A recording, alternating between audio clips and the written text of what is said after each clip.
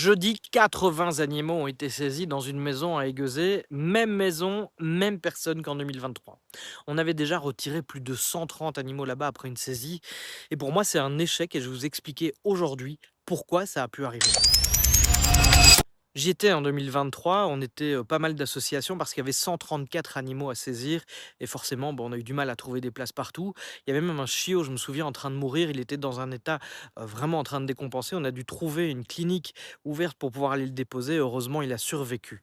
Alors aujourd'hui, on est en train de revivre la même chose au même endroit avec des excréments partout, des odeurs d'urine et près de 80 animaux qu'il faut sauver, dont une majorité de chiens.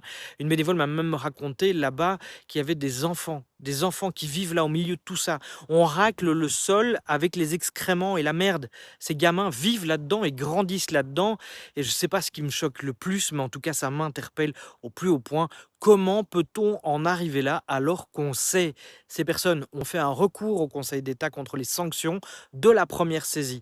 Et pendant ce temps-là, eh bien, rien ne se passe. Rien ne les empêche de reprendre des animaux. Absolument rien. Et je sais déjà ce qu'on va me répondre, hein, j'ai l'habitude maintenant. On vit dans un état de droit et on doit respecter des règles. Il y a une procédure, monsieur. Ok, d'accord. Le problème, en fait, c'est que cette procédure, elle protège toujours les mêmes. Les gens qui maltraitent, les auteurs de maltraitance et jamais les animaux. Mais pendant ce temps-là, qui protège les animaux? Bah personne. La réponse, elle est simple.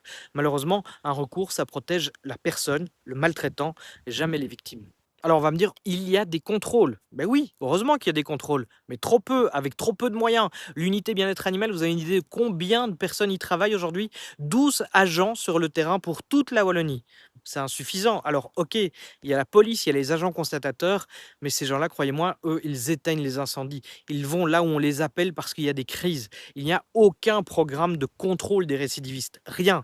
Leur coordinateur l'a d'ailleurs reconnu lui-même dans une interview quand il a dû répondre du scandale de l'abattoir date. Et là, aujourd'hui, je vais même vous dire, ces agents, ils sont en grève du zèle parce qu'ils n'ont pas de moyens et c'est ce qu'ils dénoncent. C'est pas vraiment eux le problème, c'est les moyens qu'on ne leur donne pas. Si je fais cette vidéo aujourd'hui, c'est parce que j'ai envie que les responsables ne se dédouanent pas encore une fois. Tout le monde sait et ça a recommencé. Nous, à Griffe, on fait notre part, on accueille, on soigne, mais on dénonce aussi. Si vous voulez nous aider avec les animaux de jeudi, vous pouvez faire un don, évidemment, chez Griffe, griffe.org, vous allez avoir toutes les informations. Et puis partagez cette vidéo. N'hésitez pas à vous abonner aussi pour avoir les prochaines, car j'ai décidé de vous faire découvrir les coulisses de ce qu'on vit pour que les choses s'améliorent. Il faut que les lignes bougent et tout seul, j'y arriverai pas. Parce que près de 80 animaux saisis chez des récidivistes, c'est pas juste un fait divers, hein, les gars, c'est un échec et les autorités doivent s'expliquer.